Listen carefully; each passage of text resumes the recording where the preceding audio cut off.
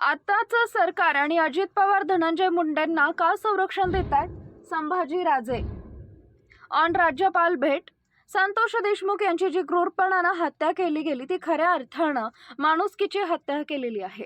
हा विषय जातीच्या पलीकडचा असल्यामुळे आम्ही सर्वपक्षीय नेत्यांनी राज्यपालांनी विनंती केली आहे. सामान्य माणसांचा जो काही आक्रोश चालू आहे ते महाराष्ट्राला परवडणारा नाहीये हे सांगण्यासाठी आलो आणि त्यांना विनंती केली.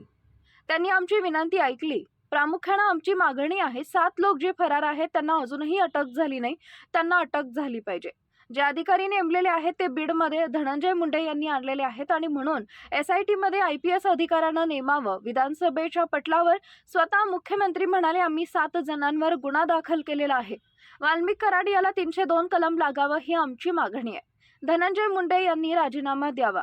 आत्ताचं सरकार अजित पवार का धनंजय मुंडेंना संरक्षण देते? राज्यपालांनी सगळा विषय समजून घेतला. संतांच्या महाराष्ट्रात अशी गोष्टी घडणं म्हणजे दुर्दैव आहे. तर राज्यपालांची भेट घेतलेली आहे, तुम्ही भेट झालेली आहे का? काय आश्वासन काय मागणी केली आहे तुम्ही राज्यपालांकडे?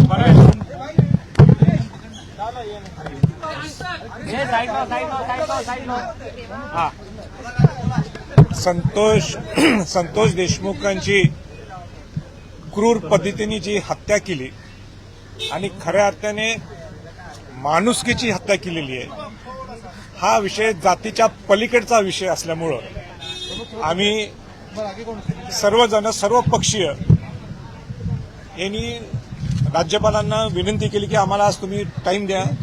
सामान्य माणसांचा आक्रोश काय नेमका महाराष्ट्रात चालू आहे आणि महाराष्ट्राला हे परवडणार नाही हे सांगण्यासाठी आम्ही त्यांना सगळ्या विनंती केली, ऐकण्यासाठी विनंती केली. त्यांनी सविस्तर पद्धतीने आमची मागणी सगळी ऐकली. प्रामुख्याने आमचा हाच मुद्दा आहे की तुम्ही 7 जे फरार आहेत त्यातला एक अजूनही अटक झाला नाही, त्याला अटक करणं गरजेचं आहे. नंबर 2, जे अधिकारी नेमलेले हेच अधिकारी बीडला धनंजय मुंडेंनी आणलेले आहेत आणि म्हणून SITला चांगले अधिकारी, डायरेक्ट IPS अधिकारी कुमावत सारखे असतील, शाहजी उमाप सारखे असतील, अशा लोकांना तिथं तुम्ही नेमावं आम्ही त्यांना विनंती केली. दुसरी महत्वाची विनंती आम्ही त्यांना केली की विधानसभेच्या पटलावर स्वतः मुख्यमंत्री बोलले. मुख्यमंत्र्यांनी काय सांगितलं की आम्ही 7 जणांच्यावर गुन्हा नोंद केलेलाच आहे आणि त्यालाच धरून त्यांनी वाल्मिक कराड जो ह्या 7 जणांचा बॉस आहे त्याला सुद्धा स्वतः मुख्यमंत्र्यांनी कोट केलंय. पण त्याला जे कलम लावलेले हे कलम त्या कलमाच्या माध्यमातून लगेच बाहेर येणार, म्हणून त्याला सुद्धा 302 हे कलम लागावं यासाठी आमची विनंती होती. तिसरी विनंती सगळ्यात त्यांना आम्ही महत्वाची केली की या सगळ्यांचा बॉस कोण आहे? हे धनंजय मुंडे आणि धनंजय मुंडेंनी फेअर ट्रायल होण्याच्या दृष्टिकोनातून त्यांनी राजीनामा द्यायला पाहिजे. पूर्वी असेच अनेक प्रसंग निर्माण झाले होते.